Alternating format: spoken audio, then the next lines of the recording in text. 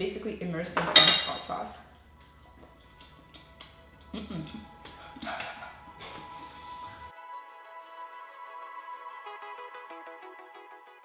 Hey guys, I hope you're doing well. Today I wanted to make a recipe that I've been making over and over again for the past couple of weeks since I've been on this elimination diet, and it's a recipe for a chickpea crepe. I know there's a bunch of recipes for chickpea pancakes and chickpea omelets out in the internet, but I wanted to share my personal version, and it only requires 6 ingredients. It's super easy to make, honestly. It takes 10-15 minutes tops, depending on how high you put the heat on your pan. And also, it's very customizable, so you can swap out some of the ingredients that I personally recommend, or you can add in extra ingredients, add veggies. It's very, very customizable, so that's why I really, really love this recipe. So let's just jump right in and get started with showing you how to make this. The first step is to add all the ingredients into a bowl, starting with 1 cup of chickpea flour, along with a 1/4 cup of nutritional yeast, 1 teaspoon of dried minced onion, and 1/2 teaspoon of salt. Mix all of those ingredients together. Then add 1 tablespoon of sambal oelek or any other chili sauce you have at home, like sriracha does the job really well, along with 1 cup and a 1/4 of water.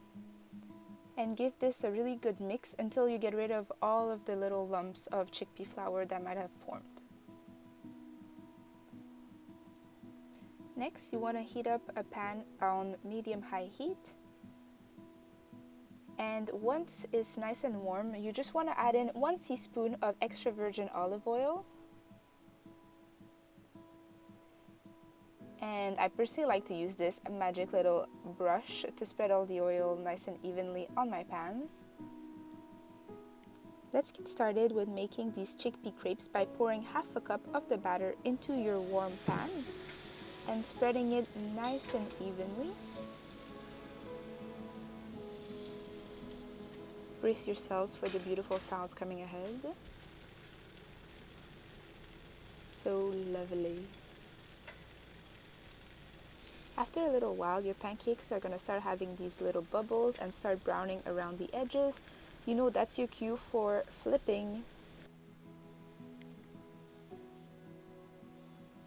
Once flipped, you want to cook your pancake for another 1 to 2 minutes or until it's golden brown on the second side. And then you want to transfer it to a preheated oven at 200 degrees Fahrenheit to keep it warm while you make the other pancakes.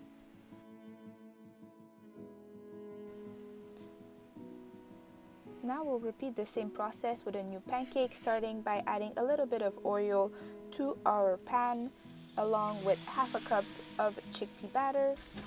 Swirl it around. Little behind the scene insight. For me to actually put that pancake in the oven took quite a few takes, I think 3 or 4, just because the pancake was not sliding off the spatula. Now that all your pancakes are ready, you can serve yourself with 1, 2, 3, or maybe even 4 if you're hungry. I personally like to eat my chickpea pancakes with some garnishes, sometimes not, but this time I decided to make it a bit fancy. I topped it with some salsa verde along with an avocado. And also, one of my favorite hot sauces these days, Frank's hot sauce. Yep, put lots and lots and lots and lots and lots on there. I also like to finish it with a crack of fresh black pepper, as well as a generous sprinkle of fresh coriander. Ta-da!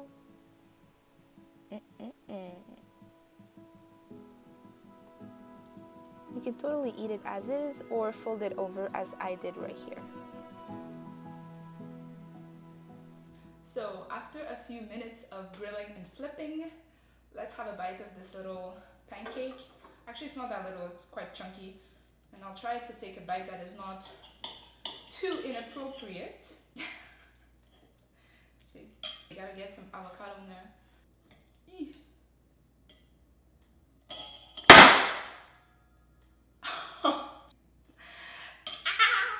I'm about to destroy this whole apartment down there with my videos.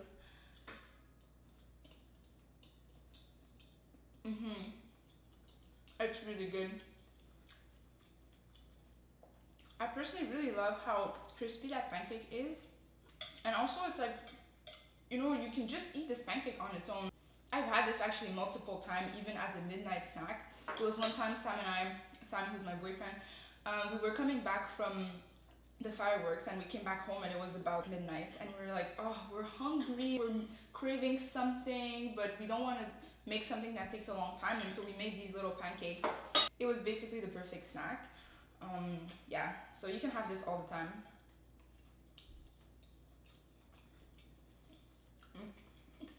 I've personally been having this almost every day, at least once a day.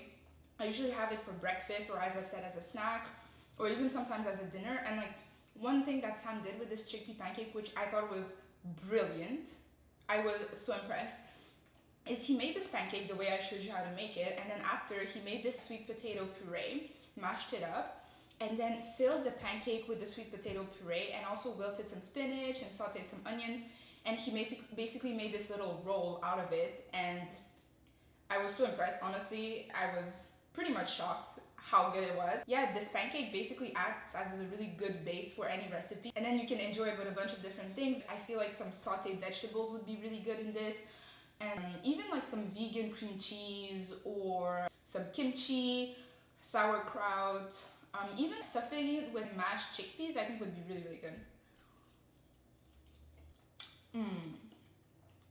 So good.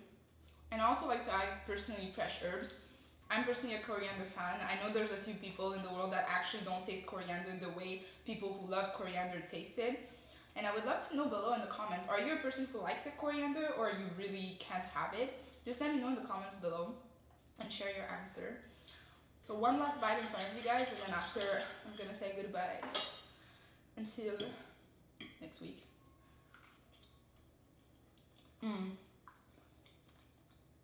I'm so happy I have extras. Once I'm done shooting this, I'll probably have another one and share some with Sam, obviously, because I'm just so nice. Anyways, guys, I hope you really enjoyed this little recipe. It's one of my personal favorites. I make this, as I said, almost every week. It's been a staple in my household, and it's super easy to make. And as I said a little bit before in the introduction, you can really customize this based on what you have. Not just in terms of like the filling ingredients, but also in terms of the spices that you put in the batter itself. So if, for example, you don't have sambar olek, you could put sriracha. If you don't have nutritional yeast, you can just omit it. Yeah, the possibilities are honestly endless. So just have fun, experiment with the things that you have in your pantry, and I'm sure you'll get a really good result. So if you enjoyed this video, make sure to like it, to subscribe, and also to share it with other people who might find this recipe interesting. And I'll see you next week.